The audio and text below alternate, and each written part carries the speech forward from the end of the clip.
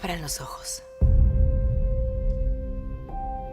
Esto es Estados Unidos, la nación más grande del mundo, donde las ratas viven mejor que los niños italianos.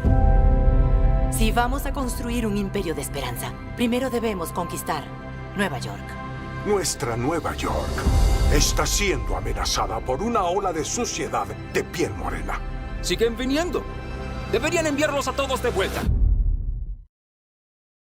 ¿Quién fue Santa Francisca Javier Cabrini? Fue la última de 13 hijos. Nace en 1850 de una familia sólidamente católica. Ya de niña escuchaba los relatos de las misiones en todo el mundo y quiere ser misionera y elige China. Y como escucha que en China no había caramelos, se priva de los caramelos para ir preparándose para ir a misionar a China. Se va a entusiasmar luego cuando está aprendiendo para ser maestra con un orfanato. El obispo tiene un proyecto, quiere ayudar, pero todo eso viene abajo. Entonces el obispo le dice: bueno, veo que usted quiere ser misionera, pero no hay una orden religiosa que acepte a misioneras mujeres, así que fúndela. Monseñor Scalabrini, obispo de Piacenza, había fundado la Sociedad de San Carlos para trabajar entre los italianos que partían a los Estados Unidos, y rogó a la madre Cabrini que enviase a alguna de sus religiosas a colaborar con los sacerdotes de la sociedad. La santa no se dejó convencer.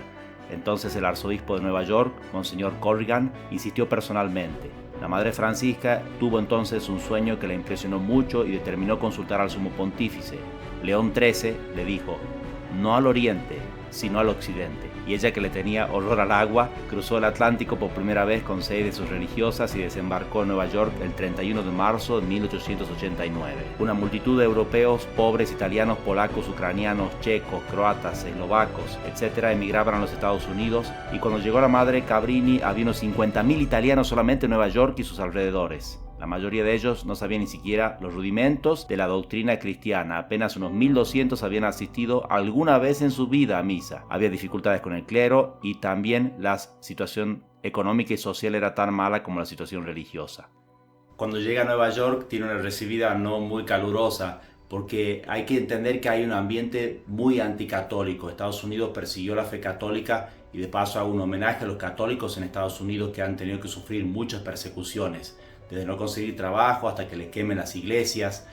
Al principio esto fue de parte de los puritanos que emigraron en el 1600 desde Inglaterra, pero una vez que se independice Estados Unidos va a ser y va a continuar siendo profundamente anticatólico. De los varios que firmaron la Declaración de la Independencia, solamente uno es católico y era Carroll, porque era el hombre más rico de Estados Unidos. Entonces le interesaba su influencia a los demás protestantes anticatólicos y usarlo para conseguir a través de él el apoyo de Canadá. Pero Canadá dice: ayudarlo a estos que son masones, protestantes, anticatólicos, ni locos nos metemos con eso. Por eso Canadá no ayudó a la independencia de Estados Unidos.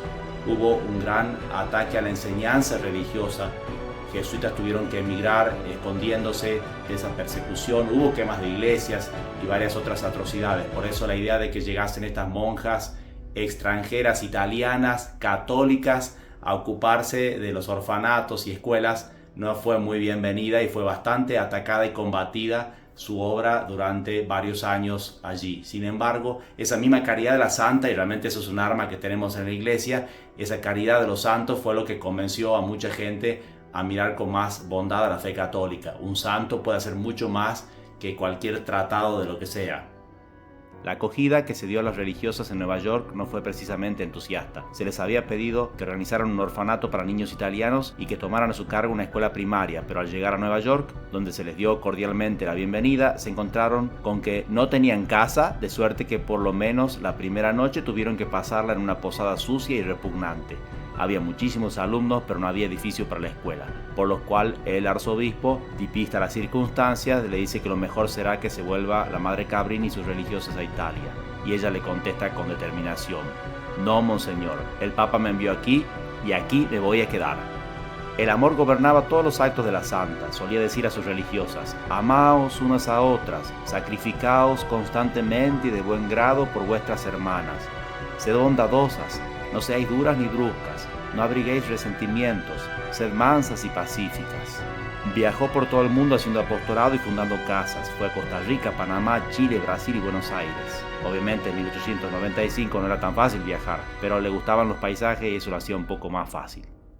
Tenía una fuerte determinación. Cuando llega a Buenos Aires a fundar un colegio de jovencitas, le dicen, mire que esto va a ser muy difícil, va a haber muchos problemas. Y ella contesta, ¿y quién va a fundar esto? ¿Dios o nosotras?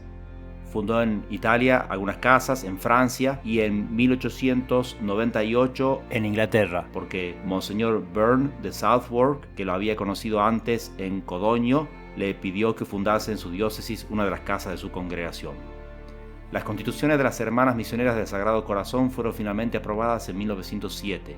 Para entonces la congregación, que había comenzado en 1880 con 8 religiosas, tenía ya más de 1000 y se hallaba establecida en 8 países. Santa Francisca había hecho más de 50 fundaciones, entre las que se contaban escuelas gratuitas, escuelas secundarias, hospitales y otras instituciones, para los que preguntan qué hace la iglesia con su dinero. Imposible describir acá la larga lista de persecuciones y oposiciones que tuvo en todos lados. En España misma, en Chicago, Seattle, New Orleans, y en esta última ciudad las hijas de Santa Francisca pagaron el mal con bien, ya que se condujeron en forma heroica en la epidemia de fiebre amarilla de 1905. En 1911 la salud de la fundadora empieza a decaer, tenía entonces 61 años y estaba físicamente agotada, pero pudo trabajar 6 años más. El fin llegó súbitamente. La madre Francisca Cabrini murió durante uno de sus viajes a Chicago el 22 de diciembre de 1917. Su cuerpo se encuentra en la capilla Cabrini Memorial School de Fort Washington en el estado de Nueva York. Tenemos grandes esperanzas que esta película ayude a muchos a desear la santidad, a ver lo que puede hacer un santo. Pero a veces algunas películas no llegan y no pueden llegar a mostrar lo que es esa unión de Dios con el santo, que es el secreto de todo ese labor que hacen, de toda esa obra impresionante que hacen. Es esa oración continua que tienen, ese diálogo continuo con Dios, esos sacramentos vividos con tanto amor, y ese es el secreto de la santidad, amar mucho a Dios y por ese amor derramarlo en los demás, ver a Dios en los demás, y eso mueve a querer hacer muchas obras de amor para Dios. Ese es el secreto de los santos, y no otras cosas que podamos ver como que era una mujer y estaba empoderada, y el feminismo y varias otras cosas ridículas que no son verdaderamente la motivación que tuvieron los santos. Entonces, aparte de ver películas de los santos, les recomiendo leer Vida de Santo, esa bien gruesa que tiene muchos detalles y uno ve cómo pasaron por tentaciones, dificultades y mantuvieron esa fe, esa gran esperanza en la ayuda de Dios y esa oración continua, y animarse a ser santo, que para eso estamos acá. Que Santa Francisca Javier Cabrini ruegue por nosotros y nos dé ese ejemplo de santidad que necesita tanto la iglesia y tanto el mundo para transformarle. Solamente la santidad puede transformar este mundo.